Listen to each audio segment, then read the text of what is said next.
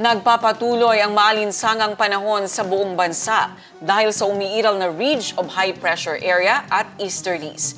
Dulot ng HPA ang mas maliit na tsansa ng pag-ulan sa northern at central Luzon.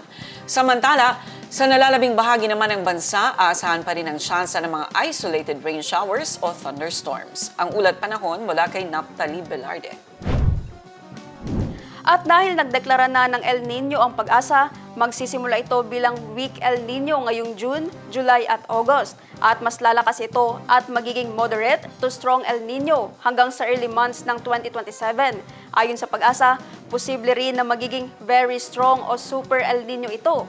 At dahil habagat season magsisimula ang El Nino, mas mapapalakas nito ang habagat at magdadala ito ng mas malalakas na pag-ulan sa kanlurang bahagi ng bansa. Maaari ring makaranas ng dry spell at drought sa October 2026 hanggang March 2027. Para naman sa bagyo, mas konti ang bagyo na mararanasan natin pero mas malalakas ang mga ito. Nagpapatuloy ang maalinsangang panahon sa buong bansa dahil sa umiiral na ridge of high pressure at easterlies.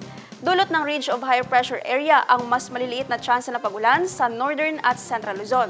Samantala, sa nalalabing bahagi naman ng bansa, asahan pa rin ang tsansa ng mga isolated rain showers o thunderstorms. At para naman sa magiging lagay ng ating panahon bukas, sa Cotabato City, maglalaro ang agwat ng temperatura sa 24 to 33 degrees Celsius at nasa 50% ang chance of rain.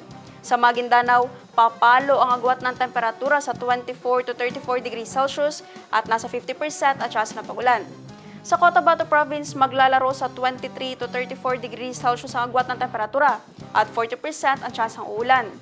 25 to 34 degrees Celsius naman ang magiging agwat ng temperatura sa Davao City bukas at 40% ang chance of rain. Sa Cagayan de Oro City, papalo sa 25 to 34 degrees Celsius ang agwat ng temperatura at 50% ang chance ng pag-ulan. 24 to 33 degrees Celsius naman ang magiging agwat ng temperatura sa Zamboanga City bukas at 40% ang chance ng uulan.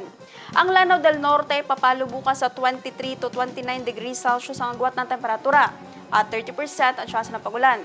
Habang sa Lanao del Sur naman ay makakaranas ng 18 to 27 degrees Celsius ang agwat ng temperatura at nasa 30% ang chance of rain. Ang araw ay sumikat kaninang 5:38 ng umaga at lumubog ng 6:11 ng gabi. At yan ang latest mula sa ating iWeather Center. Naphtali Velarde, iMinds, Philippines.